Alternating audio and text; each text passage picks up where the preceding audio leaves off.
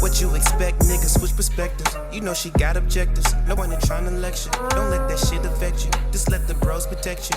In the end, flip the script. She must be glad she met you. Yeah.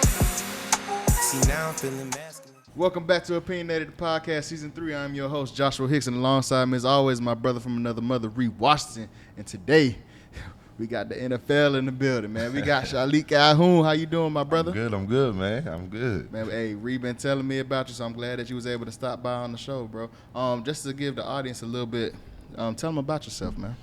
Man, like you said, my name is Shilique Calhoun. Once again, Shilique, not Shilique.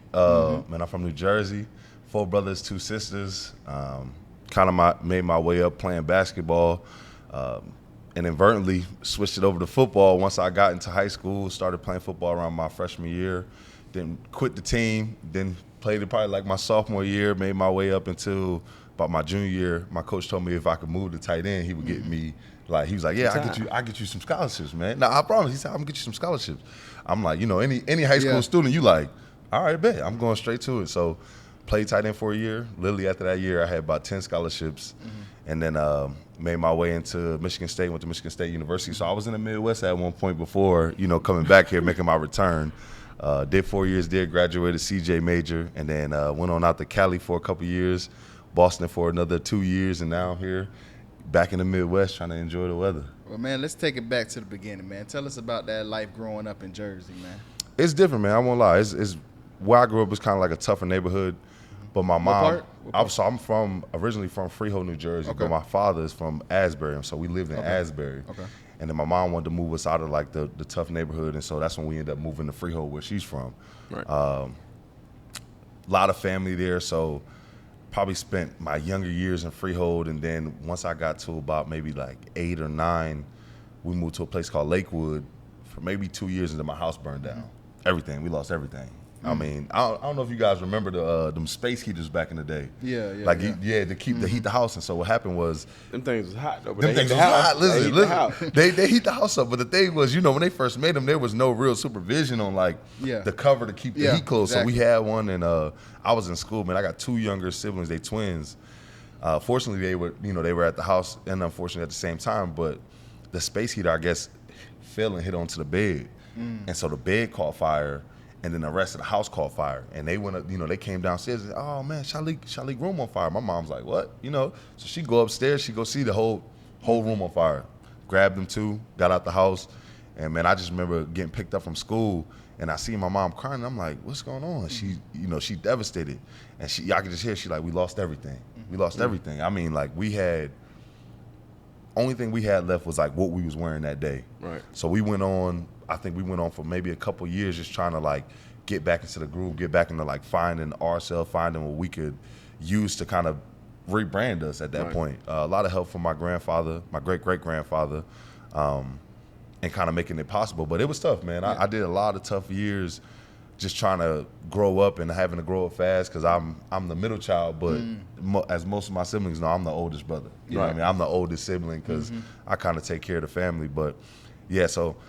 And how that like affect you or impact the family? Like, did it bring you guys closer because you did lose everything? It seems like you come from a good family, you know. Yeah. Standing, it seems like you're real close from just the way you project and talk about them. Yeah, man, we definitely close now. I mean, we fight still. Don't get me wrong, man. I'll be wanting to hurt them boys, but no, honestly, it definitely made us closer. You know what I mean? When you lose everything, that pain, that sorrow kind of brings you closer than you could ever imagine. Because it's not just you dealing with it, you know, it's the rest, it's all of us. And so for me, I think that was like an eye-opener. I kind of just like cherished everything that I had, you know, because before then, not to say that we were, you know, the most upscale family, but you know, we had more than what we needed. Exactly. And so after that moment, I started just realizing, like, man, you really have to cherish every little thing you have and stop looking at it as like, well, I want more, well, I need more. It's like, nah, just enjoy. Appreciate you know what I mean? Have this appreciation.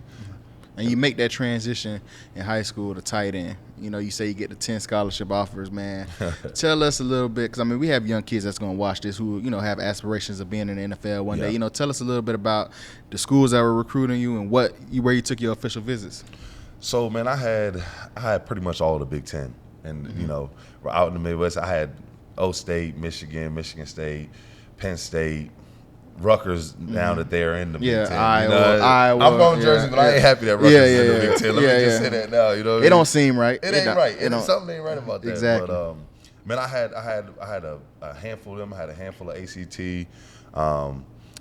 I had SEC too, a couple SEC as well, and then Pac-12 not really. Like they was a little too far off for me. But it was, to be honest, I took my official visit to Michigan State and Pitt. Was the two. And I knew I wanted to go to those two schools. One, because I was trying to get far away from home. Like I said, I got 4 brothers and 2 sisters. I was so used to sharing everything. I kind of just wanted to get away and now like coming to my own self. You hear the opposite with a lot of stories, man. They go far away and they get homesick. So, and I won't lie, man, I was homesick. That first week, luckily it's 105. You got 105 brothers now. Yeah. Because 105 kids, you know what I mean, coming in. And East Lansing gets cold too. But it get cold like Jersey. Hold on. That was one of the reasons. So Pitt and MSU, they like resembled New Jersey so much to me that I was like, man, I really just love both of these schools. I love the program that they have in terms of coaches. And then I just y'all had D'Antoni at that time, right? We had Coach D at that time, and now we got Mel Tucker. Hey man, shout out to Tucker Michigan State, man. Go Green. Mel Tucker about to take us on the rise. Y'all just stay tuned. Y'all say, and all y'all young boys, if y'all really want to go to a great program, Michigan State where it's at, man. MSU, go Green. But tell us about your time at Michigan State, man. Man, you also say you got a degree with criminal justice? Yeah, CJ degree. Man, go ahead and talk on that, man. I would say I enjoyed my college years, to say the least. We'll keep it. We'll try to keep it as PG. But no, honestly, man, I went in there, and the reason why I wanted to leave New Jersey is because I didn't want to be ignorant to the world. And so like a lot of what I do now, as well as travel. So I've been to China, I've been to Thailand, I've been to Brazil, Costa Rica. A lot of my travel is so I'm not ignorant to the world that's out there. You know what I mean? You don't know what you don't know, so get out and try to learn. You know what I mean? And so Michigan State was one of those experiences I think I needed to shape me into who I am today. Went there, young, skinny kid, about 207 soaking wet. Yeah, went in there, ate everything in front of me, and I lifted every other weight. But man, it was perfect for me. I started a business major. No, I lied. I started a engineering major, and I was like, man, it's hard as hell. Yeah. Don't let me lie to you, it's hard as hell.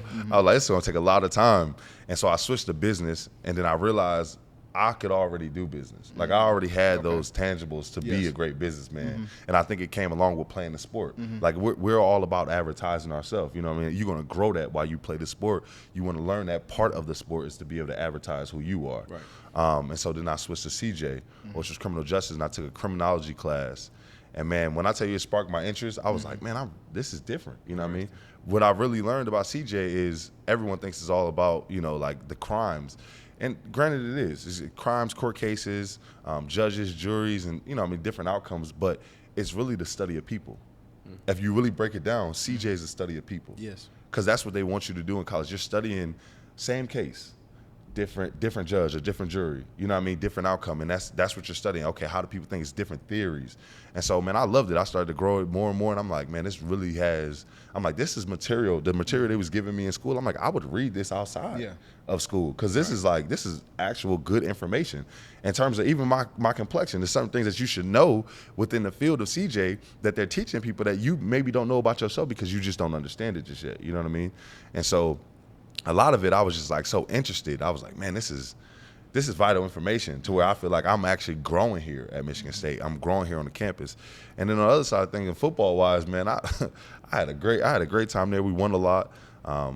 2 Cotton Bowls, a Rose Bowl, and semifinals of a national championship. So it was definitely. Let's not talk about the semifinals though, because them boys, they did us bad, man. I mean, you know, but no, I mean, let's give you your props too, because you know you beat the statistics that, you know, where they say, you know, most college football players don't, you know, graduate. Don't go. It ain't about school. It's just about football. So I mean, you know, tell us a little bit about, you know, that situation where you were like, hey, I got to walk across that stage. Man, so that was one of my biggest goals. I'm a first generation graduate. You know what I mean? I was the one that started out for my family. Appreciate it. I was the one that started off for my family. My mom went to college, took a couple courses at the community college, but was never able to, you know what I mean, kind of complete it, seeing that she had 7 kids. Right. And so for me, that was the biggest accomplishment. I'm like, man, I need to do this for my mom, you know, because she was always, my mom is like my focus. She was the one who kind of taught me, embodied into me, like hard work, you know what I mean, that perseverance. And so for me, I was like, this is my way of being able to give back. So when I finally graduated, I actually came back an extra year. And most people were like, man, you should have left for the draft. And I was like, y'all don't realize how important this is, though. Like, it's so much bigger than just a diploma for me. You know what I mean? Now it's about my family. Now it's about family legacy. You're the first one. And now I got younger siblings who was like, all right, I need them to see something and now have a guide of what they, you know what I mean, what they can achieve. Exactly. Because if they never see it, sometimes people don't believe they can achieve it.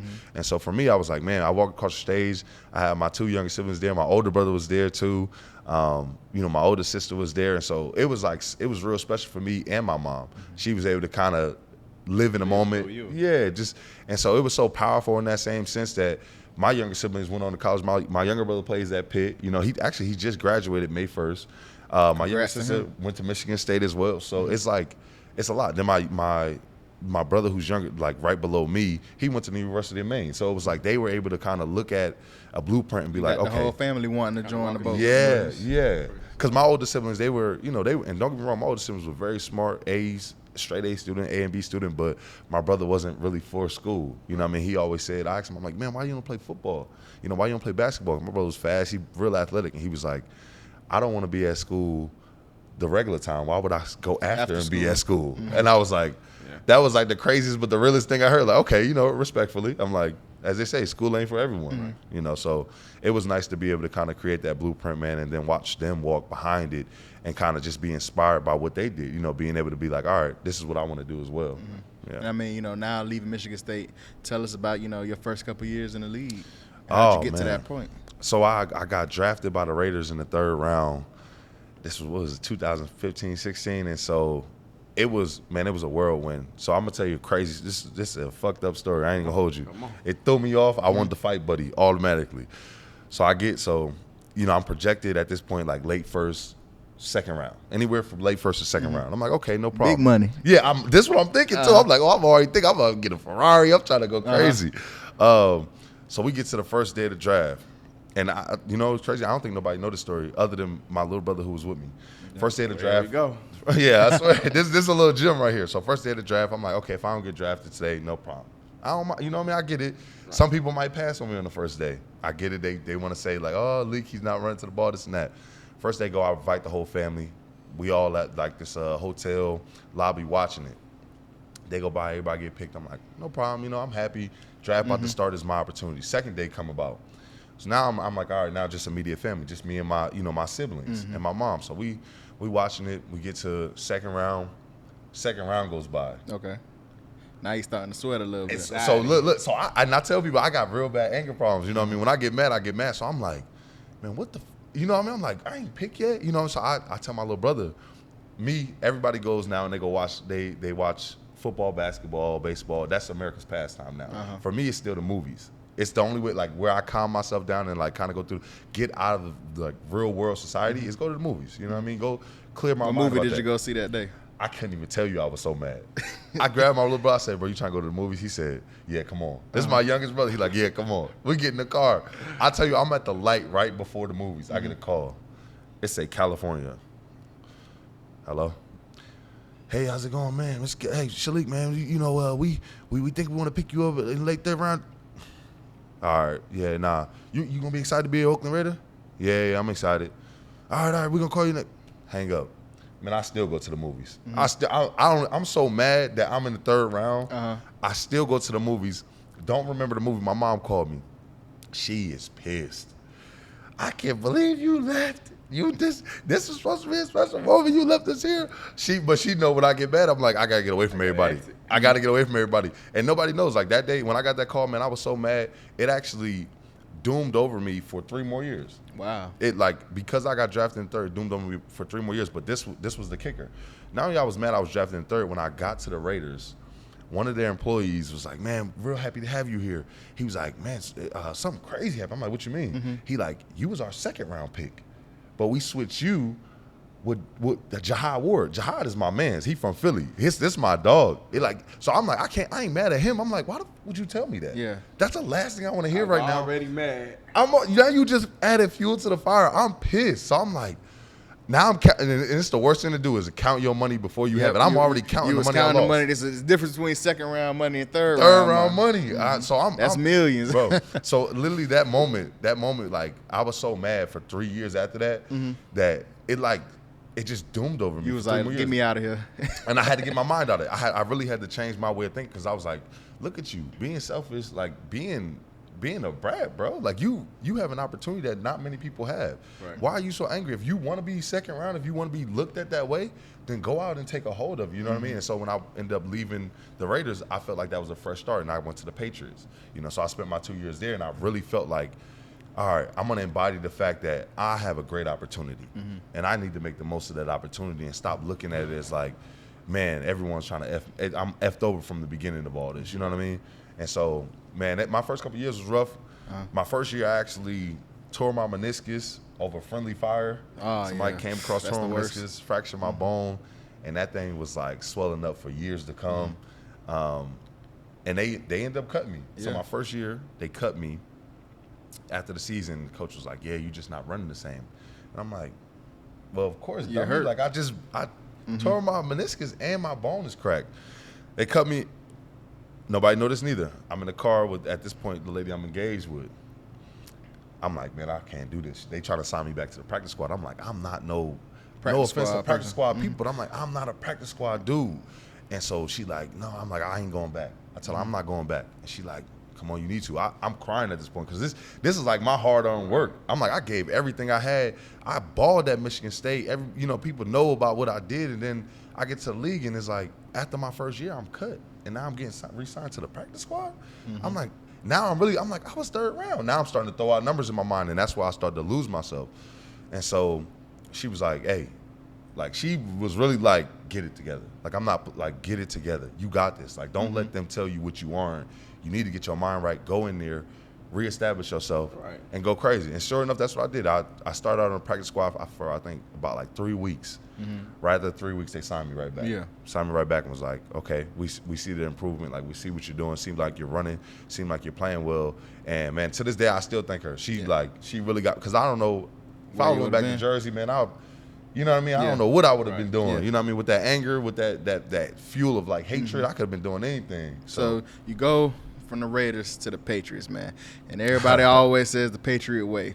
I mean, how was that, going to play for Bill Belichick? Were you there with Tom, too? Yeah, so I did 1 year with Tom and then 1 year with Cam. Okay. So it was nice, man. You got to see two really, like... different styles. Yeah, and they men of their craft. Like, and Were you in shell shock a little bit? Like, seeing, we pretty much the same age. We grew up with Tom Brady. So to see someone like, oh, man, Tom Brady's in the same locker room as me, how was that? It wasn't a shell shock. I think because when you play sports, it's like you just so used to seeing people. But it was like the sense of respect. Like, dang, that's... Like, Tom has done this. Like, Tom has been here time and time again. I got to watch it. I need to just watch and see what he does. You know what I mean? Because if I could pick up anything from him, even with my position, if I could learn anything from him, it's only going to make me so much better. But it was great to see both of those dudes in the locker room because they both handled themselves very close-knit in terms of doing the same exact things. They were probably the first people in the building, last person out of the building. You know what I mean? They were also very sociable. You know what I mean? Tom, when I got there, he didn't talk. I didn't talk to him for, a couple of weeks because, of course, offense and defense are kind of separate. But we walking out one day, and he tapped me like, hey, Lee, how you get here? And I'm like, what you mean? He like, how you get here? I'm like, oh, well, I came from the Raiders. He like, what happened there? I'm like, I tore my meniscus. He's like, oh, that makes sense. He's like, because you shouldn't be here. Like, you should be making it. You know what I mean? When he said that, I had so much. I was like, man. Yeah. So he see what I'm doing. I'm like, Tom said I'm great. Tom told me I'm great. Oh my God. You got on the photo and said, Mom, Tom Brady knows who I am. Tom told me I was an amazing player. I shouldn't be here. I'm gonna make the most of it. You know what I mean? So it was. In that same sense, the same with Cam. I mean, Cam is a man of style. When I tell you this man. Yeah. Like, how is that, like, seeing his swag in person, man? Because we see it on TV. We're like, man, this dude right here. Y'all got no clue. This man don't wear the same clothes no days. And he's dressed every day for work. Even his sweats or like a dressed up sweats. Like, I was so impressed. I called one of my boys. I'm like, bro, he really be. I said, bro, he really dressed like that every day. He's like that. And I asked him one day, because he came up to me, he like, man, what kind of boots you got on? Midwest, you know, a little bit of LL Bean and stuff. So I had LL Bean boots. He's like, oh, I like them boots. I might have to add them to my collection. I'm like, bro, when this come about? Like, hold on, what don't you have, really? Because I feel, he like, man, it's been like this since I've been in college. He's like, I just got dressed one day and it just became a habit. It just became what I did. And I was so impressed at literally, I didn't see that man wear the same fit, not one day. Now, and he got dressed every day for work. Yeah, like even when he get off the plane, you like, sweat. man, he got on the full suit. You like, man, he put on the suit right after the game. I'm like, man, you been playing all day. And you sure you ain't? But he told me, he was like, man, I'm so used to it. The night before, I put my clothes out. He said, I try them on, see what I want to wear, and I put it out, and I know that's what I'm wearing. And I'm like, respect. That's respect. It's like making your bed in the morning. Yeah. That's how you get right. You know what I mean? That's how you get your focus factor up. But and I mean, were you happy to also just be close to home? I mean, you know, Yeah. Boston and Jersey is right down the street. So how was that feeling playing, you know, in front of your family? So as bad as an experience I had playing in Oakland, it wasn't all bad, but as bad as I had playing in Oakland, I love the Bay. I mean, I love the Bay, man. And Oakland is like, everything about Oakland, I tell you, I'm like, bro, Oakland like my second home. It really is in my heart. But when I was able to come back to Boston, it was a 4-hour drive back home, so I could actually take like a weekend break, or you get like a Memorial weekend like this, and you could, you know what I mean, head down and see the fam, as well as I played a lot more home games. So that was special to me because my family could get out here and there, but it's just tough, you know, if they work in to kind of be able to make that trip. It's a 6-hour trip, 6-hour flight. You go and want to stay for a couple of days, and now you got to call off work for a week just to be able to make it to one game. Exactly. So being able to kind of be in the area and they could make the drive up and drive back if they wanted to, it was special because I really enjoyed the game more. I started to like really get back into my roots of like being at Michigan State and being like, man, I enjoy having my family. I enjoy being able to like embody the fact that I like this game. I really do like this game, you know, so yeah. And now that you're here in Kansas City, man, how is that, man? Just because, you know, you're going through the teams, man, how is the chemistry here? How is it? Man, I like it. What I will say is, man, it's different here. They bleed red. They bleed red, man. It's so different here, and I didn't know much about it, you know. And unfortunately, like I said, I played for the opposition. I played for the Raiders, so it's always that rivalry of like KC. And so when we got the KC week, it was always, man, F KC, you know, this and that. And I got here, sure enough, Raiders weekend, and it was F Raiders. I was like, you know what, I'm all for it. So at the time, I text special teams coach, who was the interim head coach, I believe at that time for the Raiders. He was my guy, Rich Bisacci. And I text him and I go, F the Raiders. And he was like, F you too. But I love you, man. I'm happy to see you doing your thing. Yeah, I understand what's going on. But I text him instantly and was like, man, I feel the difference. Like, I felt it over there, now I feel it over here. But you was able to play with a little bit of grudge too, because you was thinking about that third round. So man, that was the best part. And so I got my grudge back when I played for the Patriots. So we played. I went out to the Pats. We played the Raiders. Man, I'm like, they was like, yeah, Lee, we gonna let you go today. Like, we gonna let you rock today because we know, like, we know how this is for you.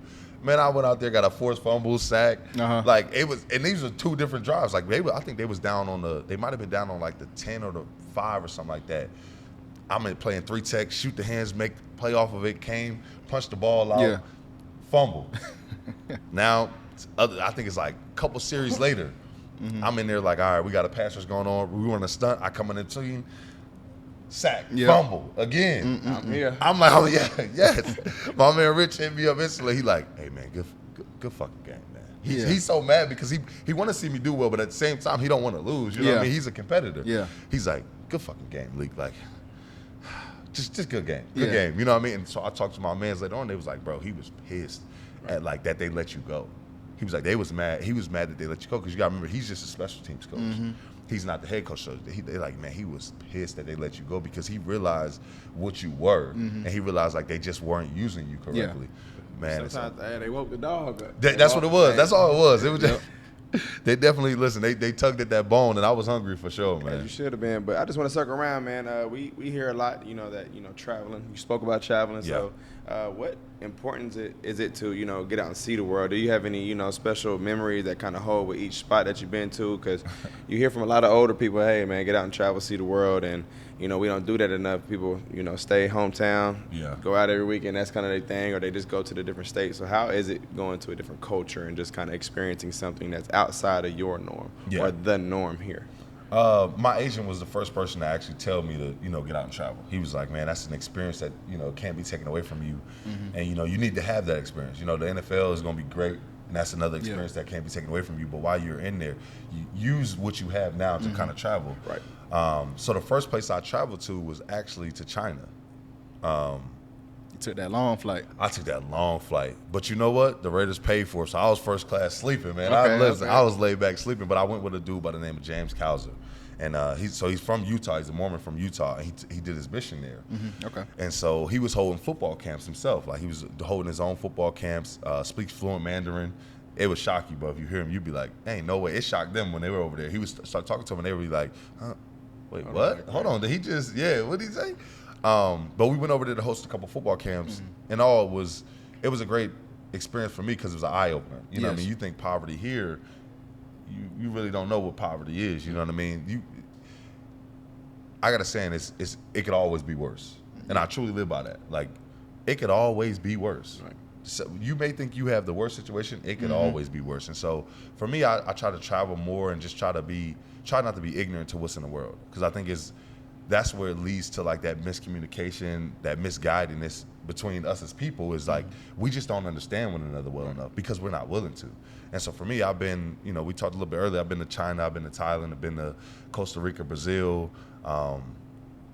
I've been to London, man. I try to get out and travel as much as I can because I want to see the world, because I don't want to be ignorant to the world, and I want to understand the different cultures that live here in the world. You know what I mean? So I think that it's important for us to have that understanding as well, because we all have to kind of mesh as one people. Yes. You know what I mean? Sometimes it's going to take all of us to be able to mesh as one people if we want things to be better, if we want to be better. I think for myself, I want to be a better human at the end of the day because, the man above is who blessed me with talent. As much as I could say like, oh man, I killed it at Michigan State, I'm really speaking of him. He killed it at Michigan State because he lived through me. You know what I mean? I think so. What he wants me to do is understand the world, understand one another, and that's why I travel. Trying to get out, taste different things. Man, I got some crazy videos. I done had goat throat. I done had cow stomach lining. Man, I had some crazy wild dishes here and there. But all in all, man, it's the experience of just being somewhere, trying to really live within the culture and get a better understanding of what's around you, what the world is around you. And where are some places that you would like to go now? Check off your list. I gotta go, man. I was supposed to go to Iceland, but then I had to. I forgot. I've been to Puerto Rico too. I don't technically count Puerto Rico. I consider that just all U.S.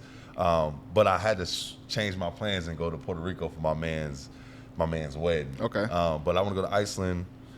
I want to hit the UK. Africa is like the next big one that I'm probably going to hit. Dubai, haven't been there. Heard it's great. Yes. And then gotta hit Italy, man. And I mean, like I said prior to this, we have, young kids who are probably watching, the SC NFL player. You taught us, you showed us how, you spent some of your money, but what's the importance of like saving it? Like a lot of people might say, oh, if I'm first round, second round, you say you were counting your money before you even got it. I was about to get a Ferrari. Yeah, exactly. So like, what's the importance of like, what's the gist of it? Like people understanding, hey, just because you sign a contract and it says this much, this is not how much you may really get. So that's really important, man. I went back to Michigan State and talked to a couple guys about this. So I think when people see, because you could look up salaries online, you know what I mean? You could Google, especially if you play in the NFL, you could look, how much do we make? Now, the problem with that is, okay, so let's say you get a 4-year contract, as I did. They say you're going to make $4 million. All right, well, you also have to remember that there are stipulations within that $4 million. So you can make $50,000 for going to OTAs. Okay. And so you have to be at OTAs. Some people don't like to go to OTAs. Some people don't know that. Right now is an OTA time. They will give you $700,000 for your first year. They'll give you $1 million for your next year, and then so on and so on. If you don't make it to those years, you don't make that $4 million. You only make it with years you play in. Right. Now, first round is a little bit different because they get a guaranteed signing bonus. Yeah. And second, third round as well, but the signing bonuses are larger in the first round. But you got to remember, the way that the contract is broken up is when you make it to that year, that's when you make that money. And you got to make it to the third game of that year to be able to make that money. I didn't know that about the third game. Okay. So what happens is 3 years and 3 games. So if you make it to your first year, through the whole first year, okay, you get paid. Second year, you get paid. That third year, 3 years, and so you hit that third year, then that fourth year when you hit 3 games, if someone decide they want to cut you, like let you go, you only get to use it once. If someone decide they want to let you go, they can cut you.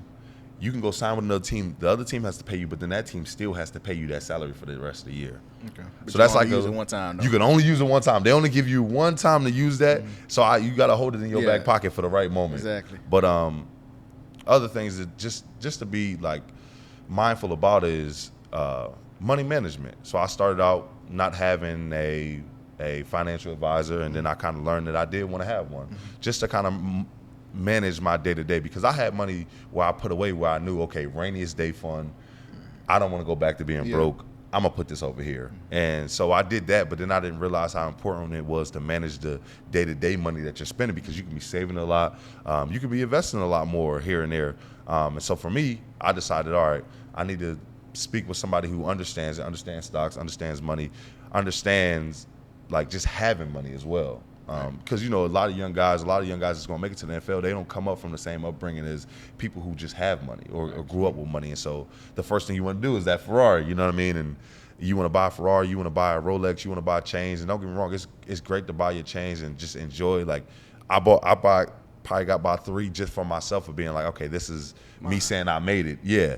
But then after that, you got to realize like that jewelry ain't giving nothing back to you. Unless you're getting a richer meal and leaving it as basic as possible, you already depreciating it if you're throwing diamonds in it. Yeah, you know what I mean? Like some people don't realize you see the Migos, you see the Baby, you see Lil Baby, and you're like, oh man, they bust down everything. I need to. Sometimes you don't need to bust down everything. You know what I mean? Sometimes you really need to leave a classic as a classic, and that's when your jewelry will get back to you. You know what I mean? In terms of watches, that's when it'll start feeding back to you. But for me, first thing I bought my mom's car. Bought my mom a car. Second thing I bought was my car. Third thing I bought was like my jewelry. And then after that, I realized, okay, you don't need to go outside of your means anymore to spending like crazy money, because when you get to the season of the NFL, and most people don't know how this works neither. So what happens is you get signed. There's 16 weeks. I think it's 17 now. I think they extended the game period. 17 weeks. You get paid all your money within that 17-week span. After 17 weeks, there's no more money coming in. So whatever until the following season. Until the following season. Not OTAs, you get like $1,000 maybe every week. I mean, that's really nothing compared to whatever lifestyle you built. Because even if it's the simplest of lifestyles, that's not even your rent. Your rent's not covering that. You know what I mean? That's not covering your rent. Right. So now you go through OTAs, you get the camp. Camp, all right, you get to save a little bit more because they'll put you in a hotel or a dorm and stuff like that. And so you'll go through a process of just being at the facility. They feed you all day. So you save a little bit more money. Preseason, you still ain't making no money. You don't make money until that first game. So you really don't make another check like you've made. Yeah. And let's say that you made it to the Super Bowl. So February, you got this, and this is like February 7th is the Super Bowl. So that's your last check, really, if you made it to the Super Bowl. March, April, May, June, July, August. That's 7 months you got to go without a pay. That's 7 months, and not even saying that the next team is going to pick you up, because no guarantee that you're still on the team. Yeah. So you got to go 7 months of without I hope I make a team and I don't have a paycheck. So you really have to understand how to manage that money throughout the year and not just throughout those 17 weeks. Right. You know what I mean? Because a lot of guys will blow through it so fast and not realize that another check is not coming in for a while. Right. And even the check that you may get is not going to add up to what you were making. Because now if you don't understand how to take care of your money, you've also overspent in your mind. You've also already been like, oh, I'm making $17,000, I'm making $20,000, I can blow 10. And now you've built that habit. Yep. 17 weeks, you could build a habit. You could build a bad habit. Right. 17 weeks of spending 10 grand, spending 5 grand. You walk into the, get that check and say $50,000. Exactly. Like, it hits you differently. And so for a lot of guys, I tell a lot of guys, like, man, when you get that money, spend below your means.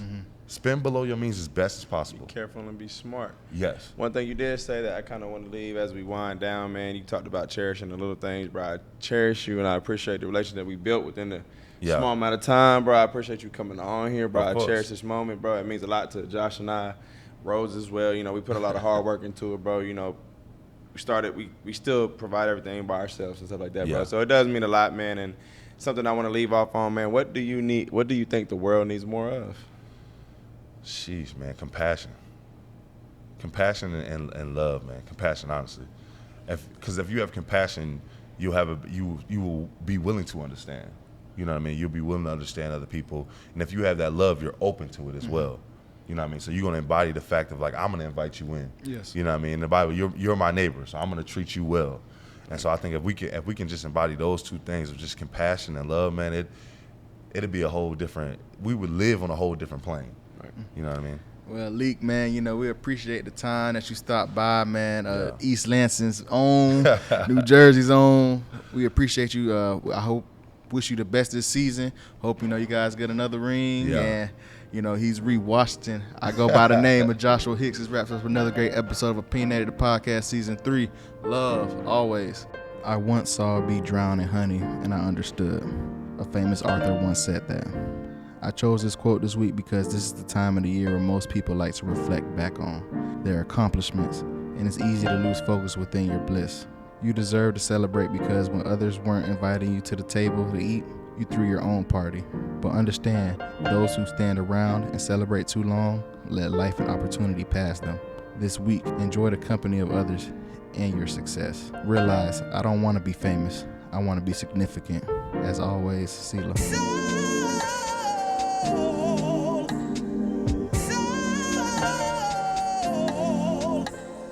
Hallelujah. Thank you, Jesus.